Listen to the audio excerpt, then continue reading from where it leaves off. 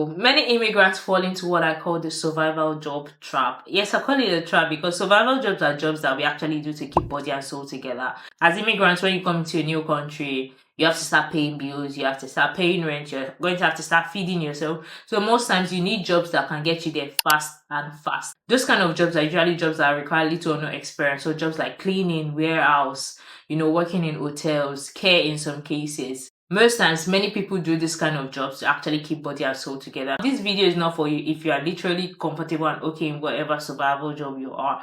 But then for people who actually still plan on pivoting to their professional career, these are questions I want you to ask yourself. Is this current job actually moving me to my long-term goal? So in the next 5 years, what's the plan for your career? Do you still plan on remaining there? Yes, I understand that short-term goals are important, or short-term income is important, or whatever is happening in this present moment is important. But also your long-term vision is important. So if your current job is not moving you towards your long-term goal, whatever the case may be, I think it is time for you to sit down and come up with a plan. Yes, it is hard, especially when you're paying bills monthly. Sit down and come up with a plan. This is where I want to be. This is what I need to do. What do I need to do? Do I need to start saving up as much as possible so I can have enough buffer that when I need to transition, even if I have to work less hours when necessary, just because I need to transition into my profession, do I have enough money to carry me for that period? These are questions you have to ask yourself. You have to have a proper plan, because if you keep feeling that, oh, I can wing it, sometimes it's not always the easiest. And one thing I've learned about profession is that the longer you stay out of the job market, the harder it is to get back in. When you start spending 1 year, 2 years, 3 years out of your profession, it's harder to come back, because the problem there is you already have a gap in your CV. If you're writing a professional CV, maybe as a biomedical scientist for 2 or 3 years, I was either working a care job or I was working with shops like Tesco or Asda, whatever the case may be. Now, for that span of 3 years, next time I'm applying, my CV is going to be empty for that gap of 3 years where I was working. Was I working? Yes. But because that job is not relevant to my role as a biomedical scientist or my professional role as a biomedical scientist, I cannot include it. So what's going to happen is that the last 3 years of my CV is just going to be blank, and then it will be like, oh, 2023 was the last time I worked. And a recruiter will look at that and be like, what were you doing for the past 3 years? I cannot start explaining that, oh, I was trying to survive, I was trying to pay the bills, I couldn't get any BMS job, so I had to, be doing those things. That is story. They are not concerned with that. Like I said, the longer you're outside of your profession, the harder it is to come back. I'm not saying it's impossible. I'm just saying you have to now be more intentional. You have to put in more work. You need more effort to come back when you've been out of your career for a longer time. It is okay to say no to the wrong opportunity. Now, the fact that you get job offers, now this is also now still looking in the sense of biomedical science. As immigrants, because of our situation, our situation, but because of our situation, we tend to, any opportunity that comes our way, we are very, oh, let me take this opportunity. I don't know if a better one will come. I don't know if I'll have another opportunity, I'll have a better opportunity. But sometimes if something doesn't align with your path, it doesn't align with where you see yourself, it is honestly okay to say no. If it doesn't align, it's honestly okay to say no. This might be hard to do. It takes a lot of confidence to do, but sometimes you actually need to sit down, count the cost, and ask yourself, if I take this job, in the next 5 years, this is where I want to get to. If I take this job, is there a chance that I will get there? So sometimes it might come in form of jobs like, getting an MLA role. Now, don't get me wrong, I'm not saying getting an MLA role is bad, or getting AP roles are bad. I personally started from roles that were no biomedical scientists. My first professional job, in a sense, was not a bad 5 PMS job. I started working in the civil service as an HEO. So different system, but it was basically the same as a band 4 in the NHS. And that was the kind of role I started with. Now, the job, I got another job, which was an NHS job, more promising. But what did they say? They said, they were not sure about the possibility of being able to sponsor me. I had to move. I had to spend a lot of money. I sat down and I had to think, I need to count my costs. In fact, the first time when I received the call after the interview, and they're like, hi, congratulations, you've been successful. We can give you this job on a band 5 annex. Would you accept? I will not lie. I will not cap. I said yes. After I said yes and I got home, I had to sit down and think, okay, these people said they're going to give me this job as a band 5. I'm going to have to move 8 hours. Now, the moving was not the problem.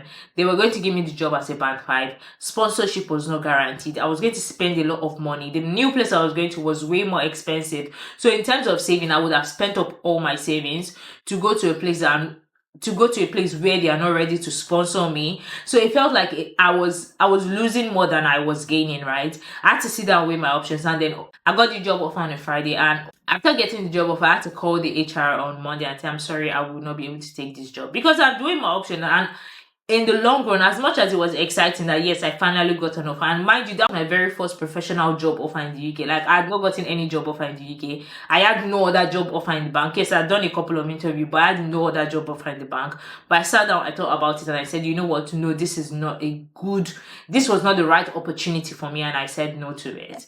And as God will have it, subsequently I got another offer. Now, this offer did not necessarily sponsor me, but I wasn't losing much. I actually sat down with my benefit at that point in time, and I wasn't losing much, and I went for the overall offer. Till this moment where I am speaking to you, I have actually never regretted my decision of rejecting that offer.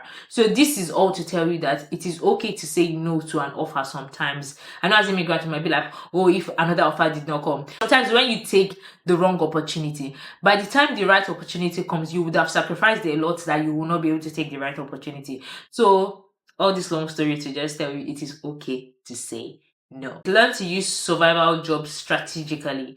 Now, survival jobs can be used as stepping stones, not permanent stops.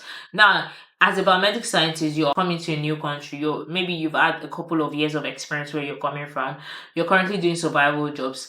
It is okay to apply for lower paying roles. I think this is something we hear commonly. Oh, when you're trying to enter maybe the NHS or the lab system, you can apply for MLA roles, you can apply for AP roles. Though that is not necessarily the level of your qualification, but it's just a step like, oh, I need to enter the system first. But one thing I always want you to remember as you're entering to apply for MLA roles, remember that they are a stepping stone, not your permanent stop. So then get the job and then I've gotten the MLA job now. It's time for me to relax. I'm in the NHS. You have a goal. Enter there, strategically plan yourself. Okay, this is the role. This is what I need to get from this role, and this is what I need to get to the next place. Never enter a role and just say, let's take a minute. As far as it's not the final job you want, always see jobs as a stepping stone. Always see every job you do as a stepping stone to where you're going to. Basically, it is okay to look for entry-level roles. It's okay to look for lower paying roles.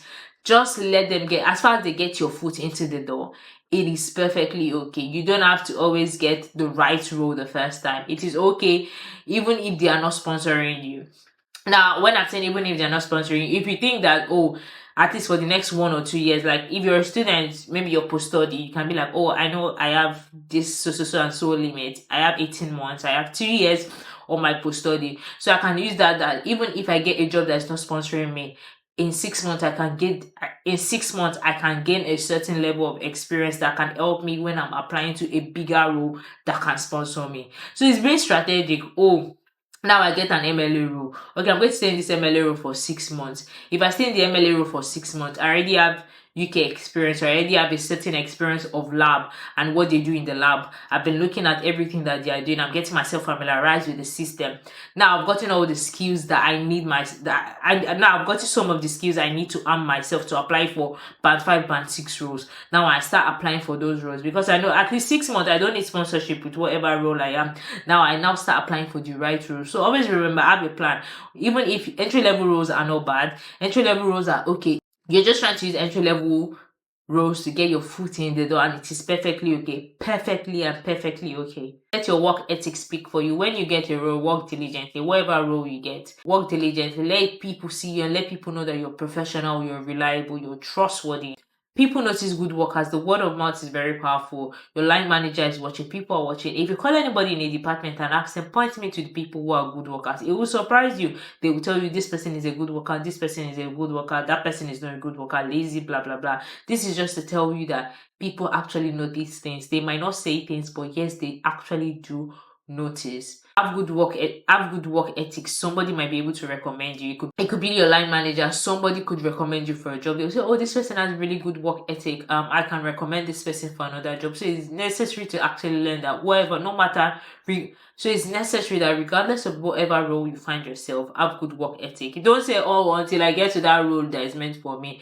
Trust me, if you don't build good work ethic right from the beginning, it will not mysteriously come upon you when you get to that perfect role you're looking for. So have good work ethic. Be ready for the opportunity. So I know as you're getting in the hustle and bustle, you're getting a job that's paying the bills, life is happening on all other fronts. It is very easy to like lose track of the fact that, oh, I need to be prepared. Oh, you want to get a band 5 or band 6 job. Do you have updated CV? Do you have your SI templates down? Do you have your relevant skills updated? The recent courses you've taken, are they reflecting in your CV? Are they reflecting in your applications? You want to ensure that you're prepared. Are you updating yourself with the necessary things you need to know? So as much as yes, you might be maybe in a band 3 job or a band 5 job and you're planning to go to upper levels, you're planning to go to band 6, band 7, band 8A as the case may be.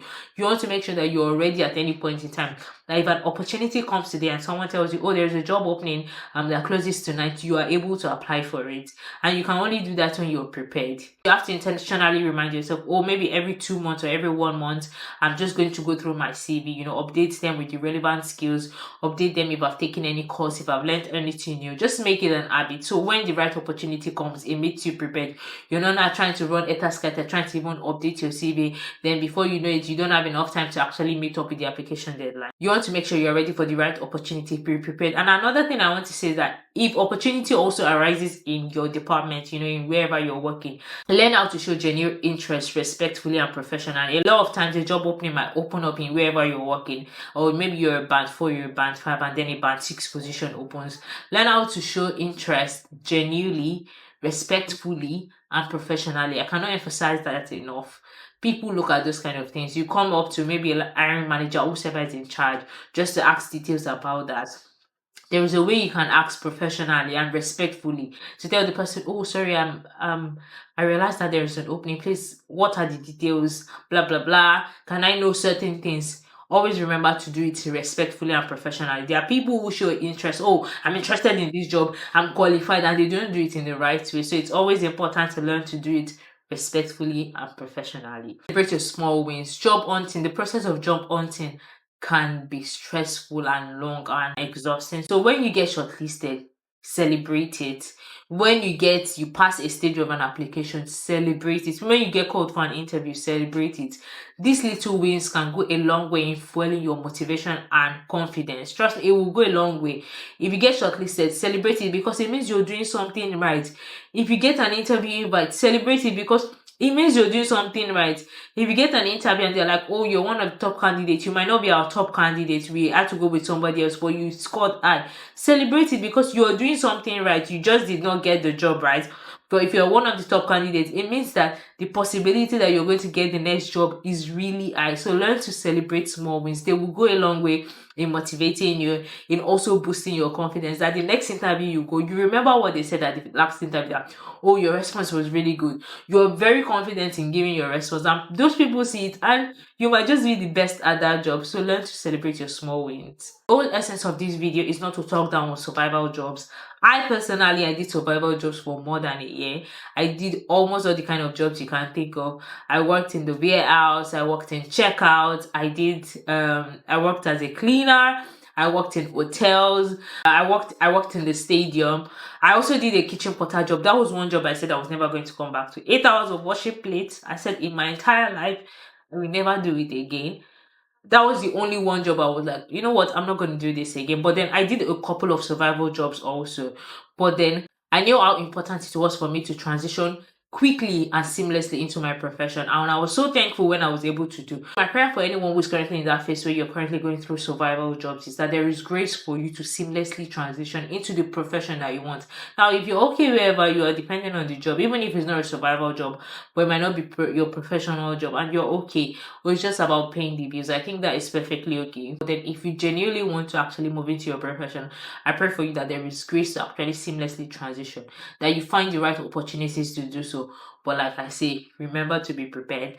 that is that for today's video. My name is Alice. If you don't know, if you're currently in the survival job phase and you're trying to transition into professional jobs, you can put a comment down below, ask questions. And if you've currently actually gone through the survival phase and you've been able to transition seamlessly and you have advice or nuggets that you would like to drop for people, also put it down in the comment section. You don't know who your comments might help. So thank you so much.